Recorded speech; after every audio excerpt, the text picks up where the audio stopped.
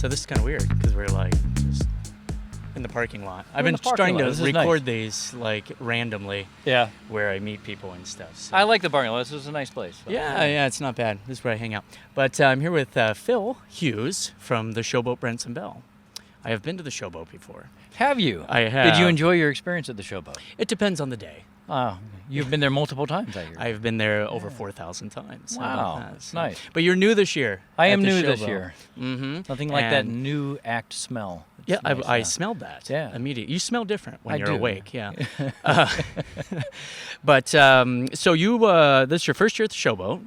So tell me what you were doing before you came to the Showboat. I've been doing mainly performing on cruise ships, some college shows, corporate shows, that kind of thing. But as a juggler, unicycle juggler, ventriloquist. No, just basically ventriloquism. Yeah, talking to yourself. Basically. Yes, I talk to myself. Yeah. Get paid for it. So. Yeah, but you were doing cruise ships. Mainly cruise ships because they monopolize the majority of my time. Yeah, it's hard to book anything else. It is because I do cruise ships as well. Yeah, and people think that it's like this grand thing, they're like, oh, you're so lucky, but I don't enjoy it very much. Do you like it? I liked it for many, many years. The travel got wearing on me. I had a nice gig from about 2008 until 2013 doing the same ship every week, and I'd fly in and out. I was on it for 5 days and would do cross over the cruises. What cruise line? That was Carnival. Oh, how did that work for you? I actually enjoyed it a lot. I normally did Holland America, Celebrities, Seabourn, Norwegian, Silver Sea. Those were wonderful, but you're on longer at a time, and you still only perform one night, maybe 2 nights in a cruise. Right. So Carnival was nice. I'd fly in, do my show, stay over, do another one, be gone for a total of 5 days. You're basically paid for 2 weeks, and then go home and wait for the end of the next cruise. So it was nice. Yeah, it was all right. Or I'd fly out, and then they kept flying me every week. I would do 2 nights, fly out, do my show, get home, go home the next day. Oh, on Carnival ships, you think it's going to be a week, but it ends up being 2 weeks because the ship breaks down. I didn't say that. I did. Watch because no, it was nice, but just the constant flying, it's very tiring. It is tiring, and people don't realize it. I say that being on a cruise ship is like being in a gilded cage. Like, it's great. You have so many things that you can do, but you're stuck there. Yeah. And after a while, after you've done everything. Right. And I do photography, so I jump off in port and shoot the place. It's wonderful. Yes, that's nice. But after a while, when you're flying in and out every week, that's nice because you get to go home. But too much time in airports and just tired all the time. Especially now. It's just a pain with all the connections and all that stuff. Yes. It's not enjoyable. That's what I warn people when they travel with me. Stick with me. I know how to get through the lines really quick, and I don't screw around. That's right. I follow certain people through the security lines, nobody with kids or a stroller or a wheelchair. Yep. I tend to follow my Asian friends through. They travel a lot, so they know how to get through. They got slip-on shoes. They're not wearing belts. It doesn't work for me. My wife is Asian, and she's slower than I am through these lines. I don't know why. So I tell her to follow me. So. Yeah. There you go. No, she's good. Cruise ships are a whole different thing, though, because especially Carnival, because you do a show, and I don't know. I hate doing port days, which, because the people are tired. They come back. They're sunburnt.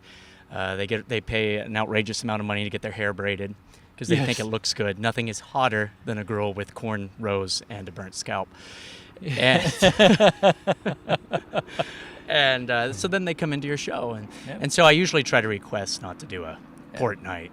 It's tough because it depends on the port, and it depends on your audience. Some of them are great.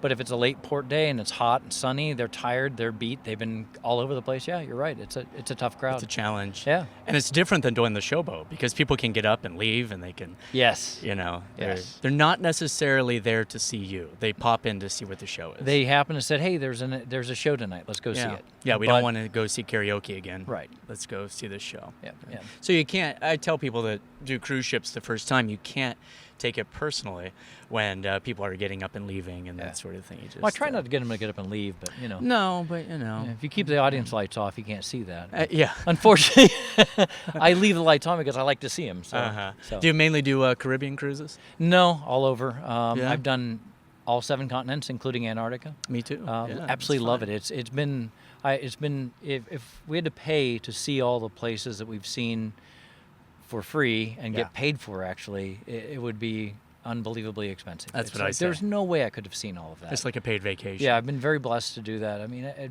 just been everywhere, and I still travel out of the country for that. It's wonderful. So Yeah. And it's nice to see other cultures. And, yes, And what I've learned with cruise ships is how to entertain different types of people. The British humor, it's all very, very different. different. I did an around the world cruise, one of my first cruises. I was on there, and different people would go on and off the ship every few weeks, and so you got different cultures as you went around. right. And it was interesting. It's challenging. I had a regular ship, the Marco Polo, out in, and most of the time I'd go to Europe. They found that? They did. They Oh, did. okay. They found it. It was in a pool. Of course. I do that at Starbucks. I tell my name is Marco. And so they stand there, Marco, Marco. And I just never answer until they say it like 10 times. Or I tell them my Nice. name is Dad. And they're going, Yeah. Dad? Oh, anyways, so That's you're Marco good. Polo. I wish you'd do that one day. We'll Yeah, go and I don't as go to Marco. Starbucks, I'm kidding. I don't go to Starbucks. We'll go to Denny's. Anyway, Nobody goes to Denny's. You end up you at end up at Denny's. Denny's. That's right. And it used to be when there was a smoking section, you would say, is it the mutant section or the non-mutant section? Basically, is what it was. So. Yeah, well, here Because it's about kinda 3 o'clock in the blended. morning, that's the way it looked. So Mhm. anyway, the drunks were over on one side. Anyway, yeah, I was over in Europe every other week. I'd go every 2 weeks, go out for a couple weeks, come back. Right. And I got really good at playing to that audience because it was such an interesting mix of Europeans, and people from Asia. It was a really neat eclectic mix, including some U.S.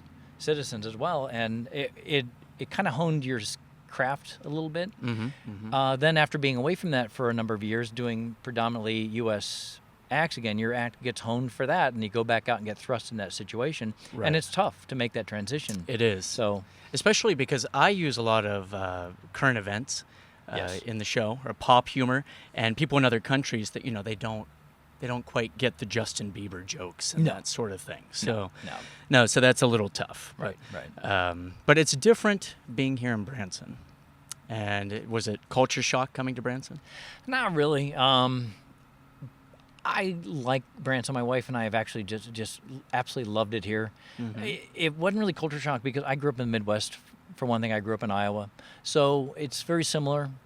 But Branson is its own little beast, if you will, I think. It's you have the Midwest charm as well as the Southern influence and this entertainment that you would never see in a town this size normally. It's a small town with it's a very unique place. It's a unique place Very to unique place. perform. It's extremely very unique much place. so. And it's cool because I have friends here that I've known from other places, and yet you meet the normal, everyday, nice, small town, decent people that I grew up with. Right. And it's just a really nice mix. I like that. Yeah. But Well, it's odd. We're going to talk about that a little bit here in a few Okay. minutes. So I want to find out how your first year here in Branson has been. So Good. we'll be right back with Phil Hughes.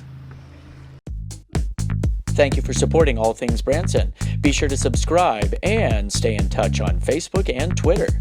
Check back at allthingsbranson.com for the latest news about Branson, Missouri.